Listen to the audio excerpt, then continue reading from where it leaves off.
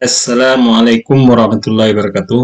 Kembali kita bahas lagi capital budgeting non-discounting model yang terdiri dari payback period dan accounting rate of return. Ada dua model yang digunakan untuk membuat suatu keputusan investasi yang telah kita bahas sebelumnya, yang terdiri dari non-discounting model yang mengabaikan nilai waktu uang yaitu payback period dan accounting rate of return. Dan yang kedua adalah discounting model, secara eksplisit mempertimbangkan nilai waktu dari uang dan memasukkan konsep diskonto arus kas masuk dan arus kas keluar, yaitu net present value dan internal rate of return. Ya, terdiri dari dua ya, kalau teman-teman dalam menganalisa keputusan investasi atau capital budgeter. Kita lanjutkan dengan pembahasan payback period. Payback period, metode accounting rate of return. Payback period adalah lamanya yang diperlukan dalam satu periode untuk mengganti biaya awal dari penerima kas yang dihasilkan. Rumusnya adalah nilai investasi yang kita investasikan dibagi dengan arus kas masuk tahunan atau pendapatan kas yang kita terima. Lamanya yang diperlukan satu proyek untuk mengganti biaya awal dari penerimaan kas yang dihasilkan. Nah, kriteria dari payback period adalah lebih pendek dibanding jangka waktu kredit apabila dana berasal dari pinjaman yang disyaratkan oleh investor atau pihak bank, maka investasi diterima. Kelemahan metode ini adalah mengabaikan nilai waktu uang. Nilai waktu uang itu adalah nilai real uang itu tersebut, bukan nilai nominalnya daripada uang tersebut. Kedua, mengabaikan aliran kas yang diperoleh setiap periode payback, hingga investasi yang ditolak mungkin saja lebih menguntungkan dari investasi yang diterima. Berarti di sini kadang-kadang kita sering mengabaikan aliran kas yang diperoleh setelah periode payback atau periode proyek tersebut. Sehingga investasi yang kita terima tadi belum tentu menguntungkan dari investasi yang kita tolak. Bisa saja investasi yang ditolak tadi mungkin menguntungkan atau lebih banyak keuntungan yang diperoleh daripada investasi yang diterima. Nah, itulah yang sering kita tidak memperhatikan aliran kas yang diperoleh setelah masa payback-nya. Nah, kelebihan metode ini cukup sederhana, memang cukup sederhana, antara itu nilai investasi dengan nilai uang yang diterima, mudah dimengerti. Untuk menilai suatu investasi memerlukan metode aliran relatif besar, ya. Yang kedua, kelebihannya untuk menilai suatu investasi yang memerlukan modal dalam relatif besar, dengan metode ini dapat segera diketahui jangka waktu modal yang diinvestasi akan kembali. Ya, jangka waktunya bisa ketahui ya kalau kita investasi yang cukup besar. Yang ketiga, metode ini dapat memilih dua investasi yang mempunyai rate of return dan risiko yang sama, sehingga dapat dipilih investasi jangka waktu yang kembaliannya yang paling cepat. Bila kita melakukan sebuah proyek investasi, kita bisa memilih mana yang lebih cepat pengembalian, itulah yang kita pilih.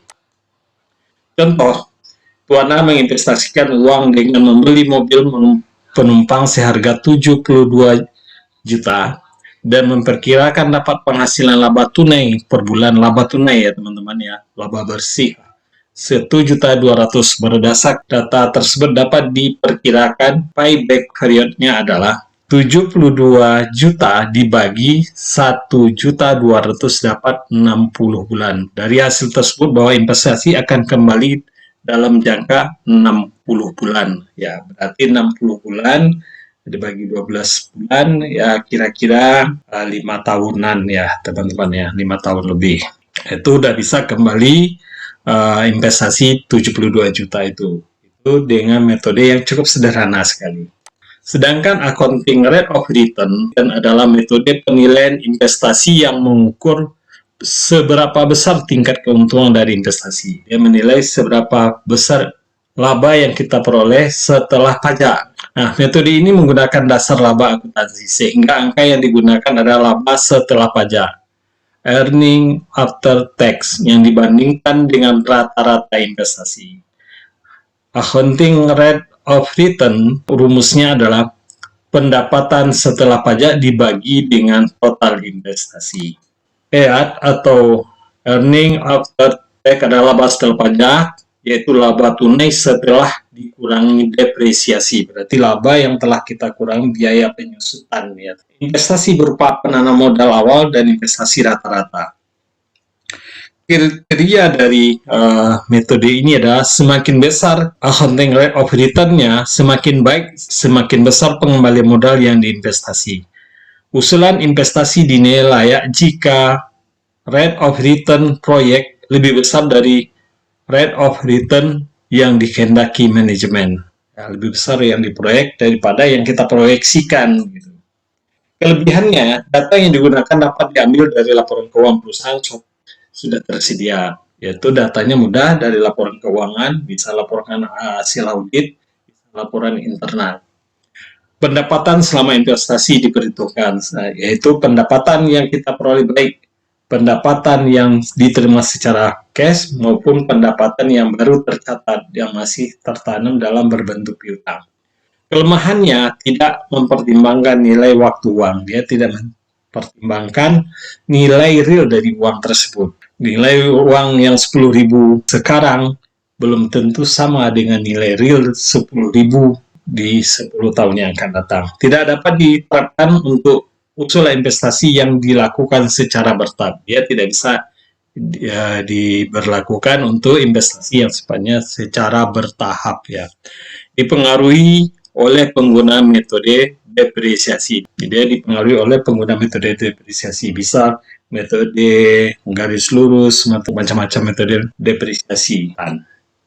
Kita contohkan, divisi 4 dari Hall Medical melakukan investasi alat khusus dengan biaya awal 100.000 US dollar, umur investasi 5 tahun dengan arus kas masuk ya 30.000 US dollar, tahun pertama, tahun kedua 30.000 US dollar, tahun ketiga adalah 40.000 US dollar, tahun keempat 30.000 US dollar, tahun kelima adalah 50.000 US dollar.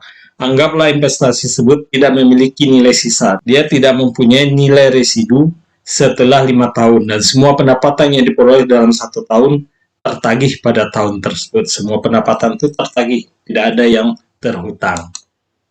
Nah, total arus kas selama 5 tahun tadi kita jumlah secara keseluruhan adalah dapatlah 180.000 US dollar.